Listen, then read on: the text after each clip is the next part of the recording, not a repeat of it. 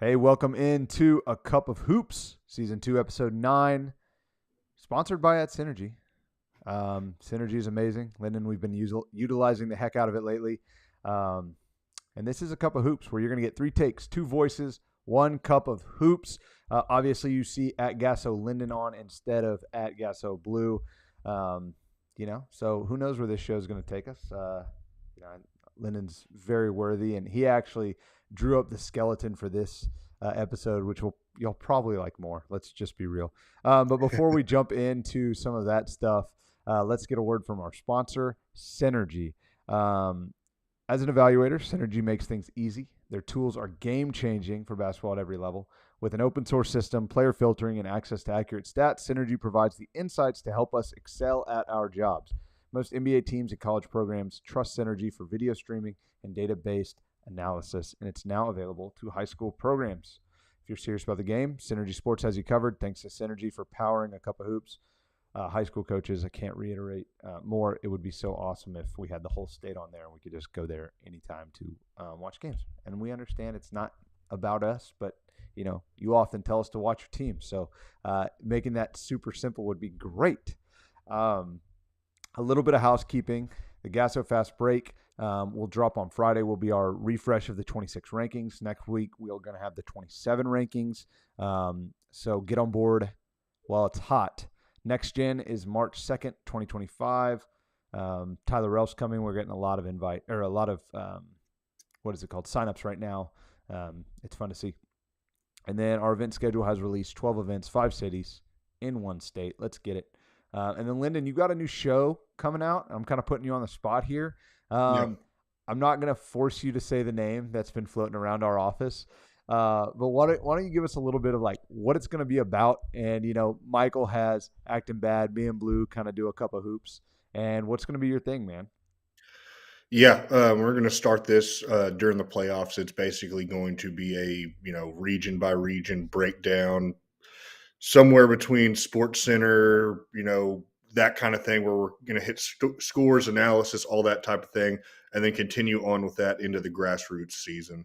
Really excited for it, and hopefully it builds a lot of momentum with the playoff push and trying to break down individual games, brackets, all that stuff. Are you ever going to have guests? Oh yeah, Am I going to you'll be be a on. guest? Yeah, of course. Okay. Just making sure. And I'm going to give you the name that's been thrown around. I'm just going to say it. What's cooking? Yeah. And I went on it. I went on the AI Mac generator. I put a picture of Lyndon and put as a chef. And the picture that spit out, I love it. I'm not sure Lyndon loves it. He never Yeah. replies when I send it. But you know what?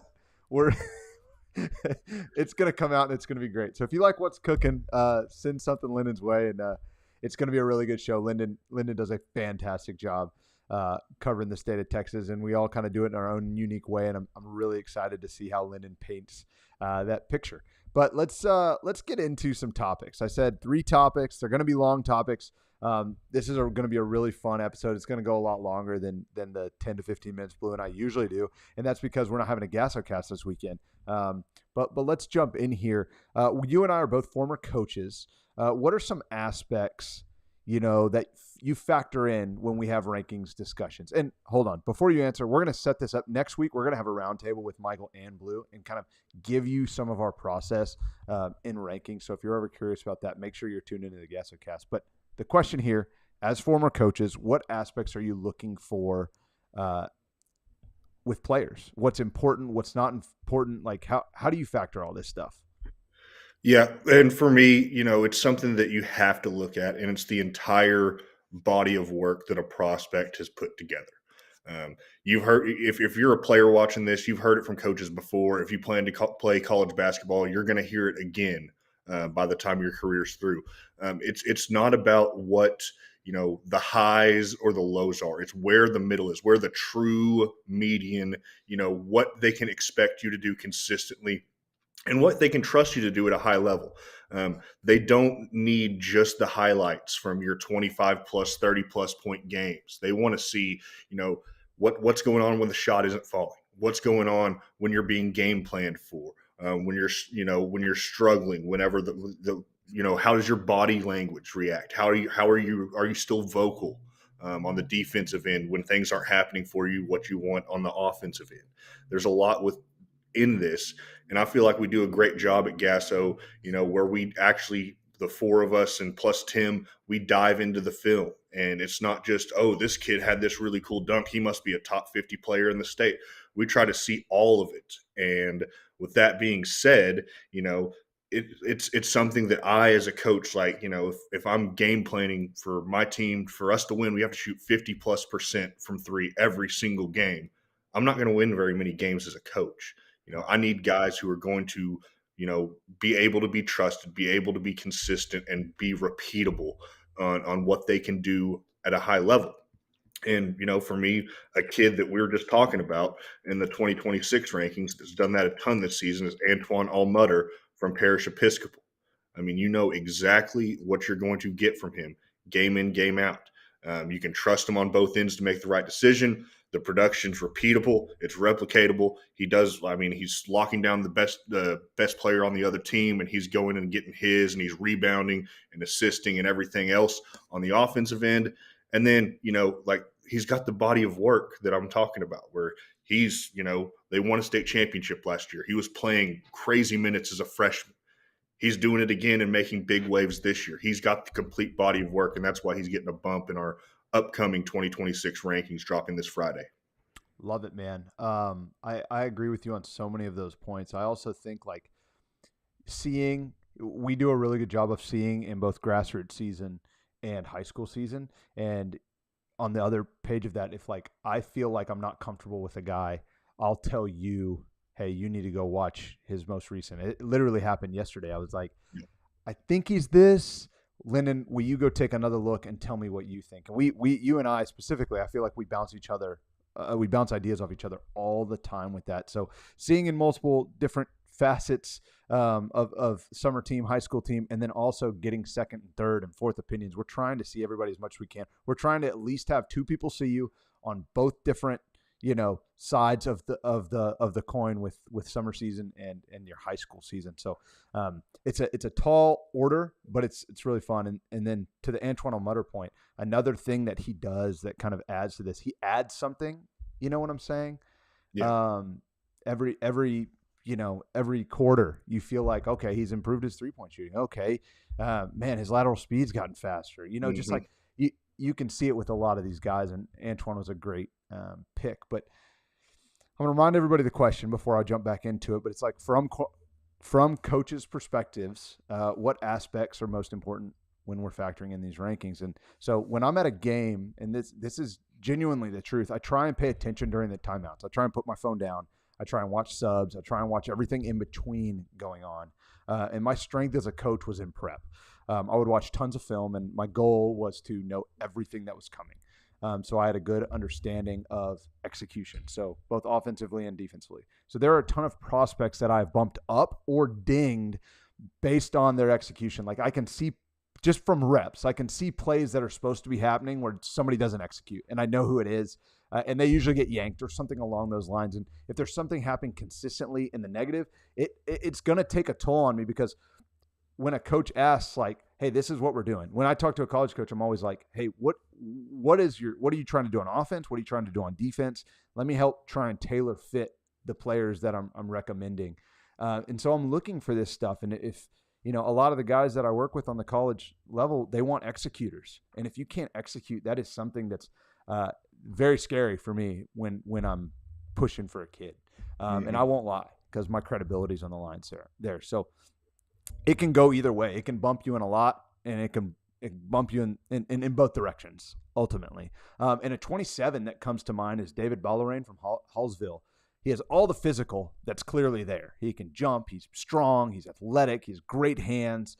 But the way he led as a sophomore, when I went and saw him and caught him this year, and just executed. He knew where to be. He met people outside the paint with his length, and just these little nuanced things that he's listening to coach. He's not just using all of his God-given athleticism. It's like that plus.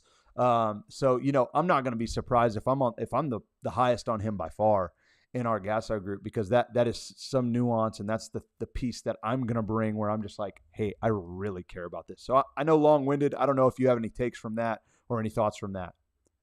Yeah, just I mean, it's easy to find as a coach especially, it's easy to find the guy who screws up. And so that's something that if you're a player who has top 50, top 75 talent and you're the guy who's consistently like, doing the slow trudge off the court back to the bench as your coach sends in another sub for you, like that's something that can hurt you. But on the same token, if like, you're one of those guys who can consistently like he's always in the right spot. He sets really good screens. He does XYZ correctly, and he's never getting pulled for that. That is an even bigger, check to have on our evaluation.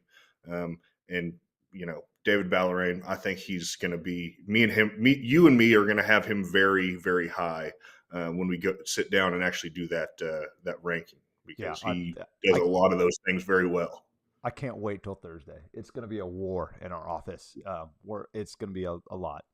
It's going to be exhausting too. But let's go to playoff performers. We know that the second half of district has started, and we're really moving into this playoff picture that's kind of morphing. And you're doing a great job every single week of kind of shaping like who's going to go big, who's going to go small, who has a chance to, who's kind of on the bubble right now, and who those regional favorites are. But let's talk guys, players specific. Who are some guys that you expect to have huge performances and push their teams further into the playoffs? Maybe a round or two further than maybe they're touted to go. I don't know how you picture guys, but like who are the guys that you know are going to be making waves in the playoffs? So let's start 6A Region 1 for me, and that's Cam McGilvery. I actually watched Crowley play Weatherford a few weeks ago, and his playmaking in the open court, the speed, the finishing, the decision making, that's something you have to have if you plan to go far in the highest classification in Texas. And Crowley actually will go to the small school bracket, which helps them. They'll avoid Allen. They won't have to play round 3 against North Crowley, where they split in district. But I think that Cam is a guy who really has a chance to make a big, statewide impact statement on what he can actually, do when the chips are down.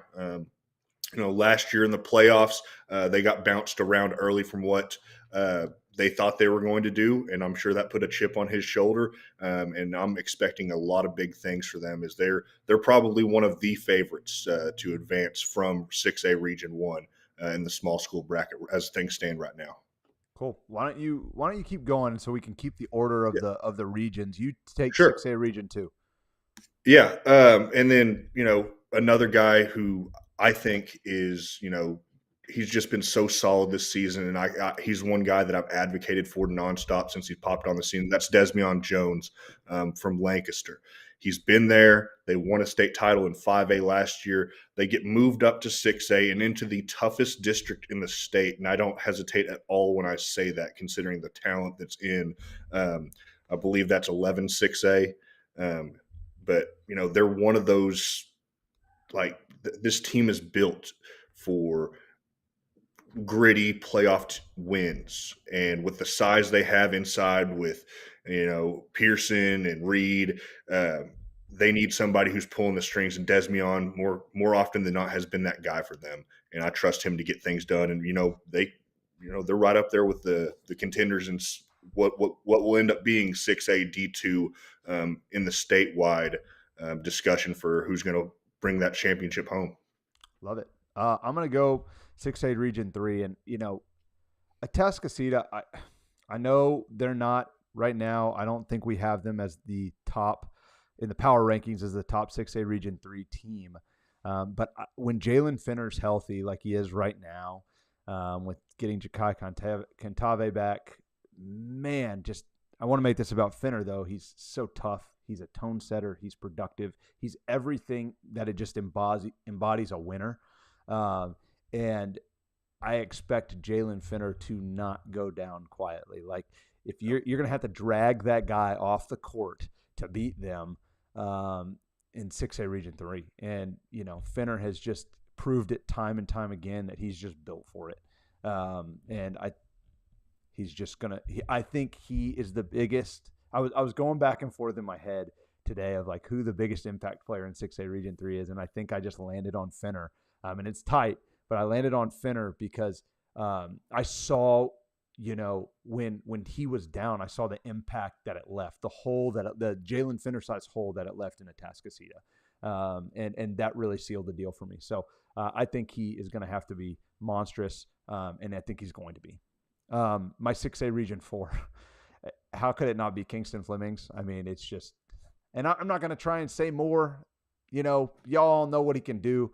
Bummer that he was left off the McDonald's, All-American teams, but especially just our number one in Texas. Quite frankly, I don't believe should ever be left off of that list.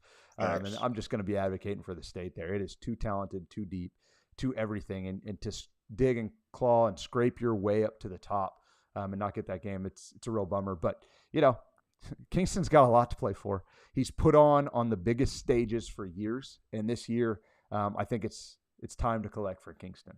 I think that's his mindset. So yeah, I mean, how do you not say Kingston Flemings? Yeah. Let's move to 5A here, and we're gonna go backwards. So I'm gonna let you start with 5A Region 4. Yeah, in Region 4, staying down in that direction, it's got to be Billy White. Yeah. I mean, this guy, from when he came on the scene to what he is as a prospect now, it is, oh my God. I mean, there's a reason that he's got one of the biggest offer sheets I've seen, out there. He's got length, he's got shot making, he's a great rim protector, he's got feel. And quite frankly, him and Sean Mondragon in a pick and pop situation is a nightmare. I mean, you've got to almost send an extra defender at them every time that he goes to set a ball screen for Sean, because it's super effective. Tough and cover. They've got pieces. Yeah, I mean, as a former coach, I'm glad I've never had to game plan for that. But one of those things where I think that they're 31-0, and he's got what it takes to step up and really make noise for Corpus Christi for the first time a Corpus team could win a state championship since 2010, 2011, somewhere around there, I believe. Love it. Keep it rolling. Who's 5A Region 3?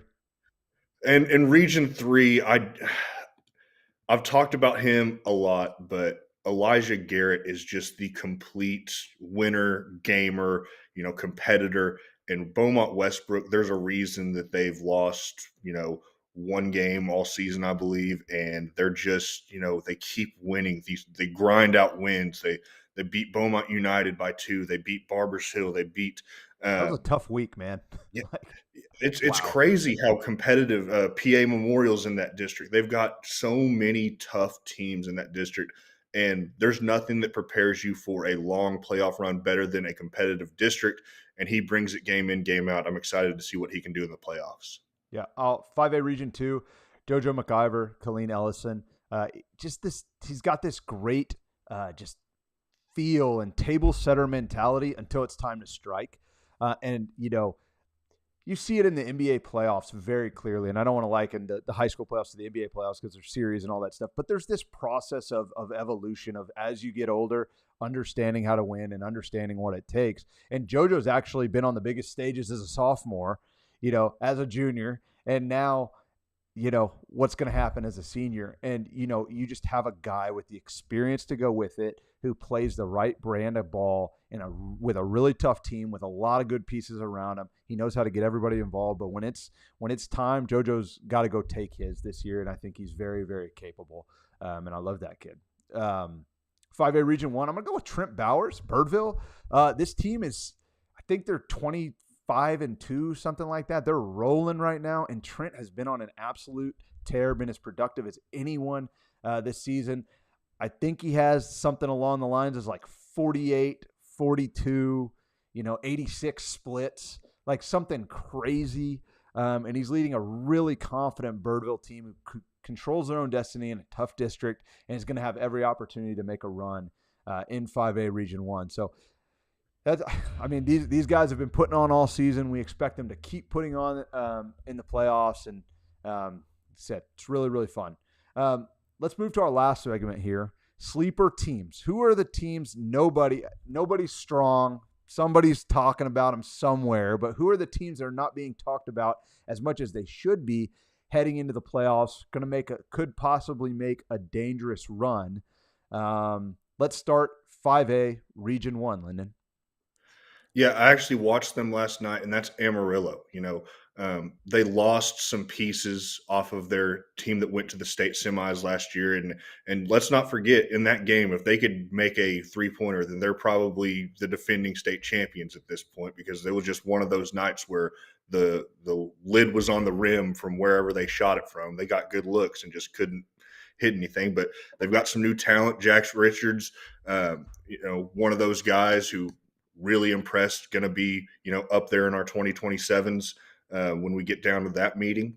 And then Zach Brown's still there, still making shots, still tough as nails. They defend, they run their offense to a T. They're just going to be a tough out. There's not a team in that bracket, I think, that looks at Amarillo and think, you know what, I like that matchup, because they do everything, fast. They're physical, and you're not going to out tough them. Yep. Who's 5A Region 2? Moving to 5A Region 2, this one's very interesting because there's a lot of teams I could pick here, but I'm going to go with Frisco Memorial because I think that they're super battle tested. I think that they've been there. They've been in these tight games against the top teams in this region. Their battles with Heritage, especially in district, but they've got the talent. They've got Xander Przinski inside, who, represents a huge rim protection kind of guy who can also score. And then you got Dylan Steffi, you got Jackson Childers, you got shot makers, you got guys who can compete and get tough buckets when you need it, and that's what playoff basketball is all about. Yeah, and Defa Ball is like he's just Defa Ball, of course, waiting as well. to happen. That's a good pick. 5A Region 3, and it's whoever's going to get the 2 seed out of Iowa Colony and Friendswood. Both teams have game breakers. Friendswood has Chase Richardson, who back from the sprained ankle, he's getting going again, and he's going to be in a worthy spot in that 27 class. And you got BJ Gill and just a really battle tested Iowa Colony teams who've seen everybody in the state. It seems like they've gotten to take a swing at. So. These battle tested just might be the word for this segment here, and it's these teams that may have 7, 8, 9, 10 losses, but are going to have seen it all, and they're going to have played in these huge environments already. So the 2 seed between Iowa Colony and Friendswood, kind of a cop out, but I wouldn't want to see them as the 1 seed. In 5A Region 4, I'm going to go with Leander. They've won a lot of tough games in the 30s, and there's something to be said about execution. We mentioned at the beginning of the show, Ryder Bradley, coach's son, just point guard who is never rattled, always making great decisions, and they win these tight games. So they've been in these low possession, every possession count, you can't turn it over type games constantly, and that's going to give them an advantage if they're playing another team at that tempo. And that's a team that can just sneak up on you and keep winning these slugfests because they've just been there and they have experience in it. So that's a team that I think is extremely interesting heading into the playoffs. 6A Region 4, who is it for you, Lyndon? Yeah, I think in both brackets you're going to have a pretty obvious favorite with Brennan being the big school representative. I mean, they've been number one basically the entire year from McDonald's on. They've got all the dudes. They've been there before. And then Stony Point, that was there last year, played for a state title, came up just short to Plano East, is the favorite in what will end up being Region 4 Division 2 in 6A.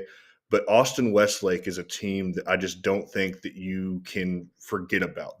They're just outside the rankings. They're winning that district. Got a big one against Lake Travis this week. But Jack Siders is a game-breaking player who can, basically if it comes down to a one possession game, he can get you over the line. They've got shooters around him. They've got toughness. And we've seen it before with Coach Lucero's teams where they just survive and advance in the playoffs. And all of a sudden they're in the regional championship game or further than that, where they're just tough to beat in these tight games in late February, early March. 6A Region 3.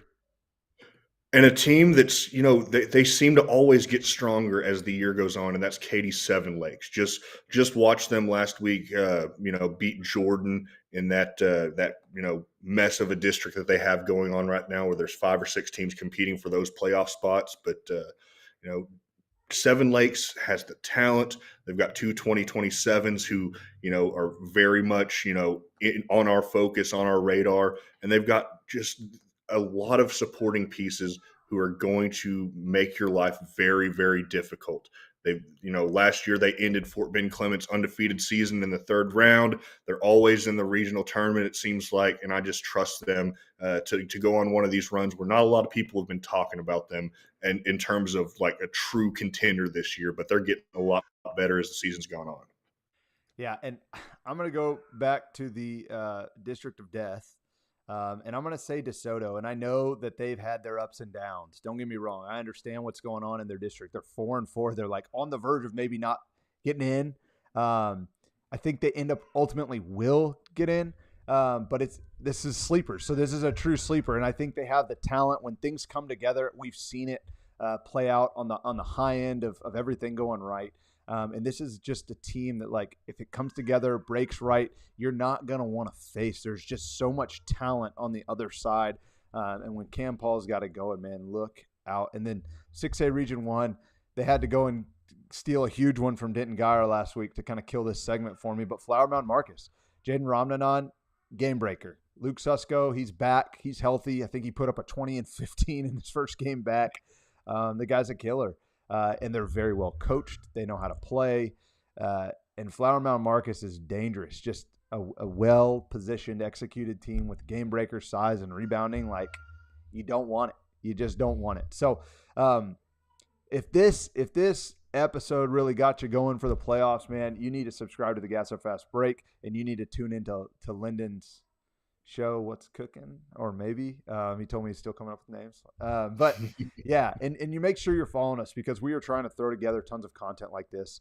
We love doing episodes like this, and Lyndon, I'll have to say, you're gonna make Blue jealous when he watches the show. It's pretty good, man. I don't know. I don't know. Should I kick him? I'm just kidding. I wouldn't kick him out, but yeah. He's probably watching right now, actually. But yeah. Hey, man, 702 live viewers. This was a really fun episode. Thanks for tuning in, and we will see you next time.